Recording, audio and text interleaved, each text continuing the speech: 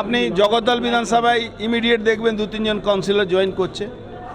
তৃণমূলের কিছু নেই, তৃণমূল যারা ভালো লোক তারা তৃণমূলে থাকতে পারছে না, তৃণমূল থেকে সরিয়ে আসতে চাইছে।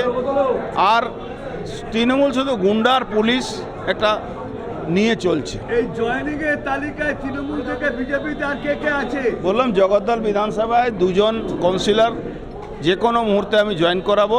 আমাদের ডাক্তার রাজেশ কুমারজির নেতৃত্বে আমাদের দলের পক্ষ থেকে ওকে আমরা জয়েনিং নেব, ভারতীয় জনতা পার্টি পরিবারতে আনবো। আজকে কে জয়েন করবে?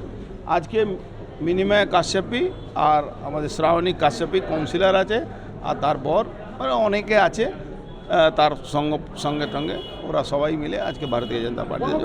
তৃণমূল কি কোণঠাসাবের জন্য বা এই তৃণমূল বাংলায় থাকবে না, আমাদের এখানে তো ছেড়ে দিন 80-20 লড়াই আছে। এবার ব্যারাকপুরে 80-20 লড়াই, কেন যত জল ছিল জলটাকে আমরা গর্ততে ফেলে দিয়েছি, জল আর নেই। এই জলটা না থাকলে তৃণমূল কিছু নেই। নোয়াপাড়াতে পুরো ভাঙন হয়ে গেছে, নোয়াপাড়া ভাঙন কিছু বাকি নেই। নোয়াপাড়ায় বিজেপি আর তৃণমূলের মধ্যে ডিফারেন্সেজ 80-20 থাকবে।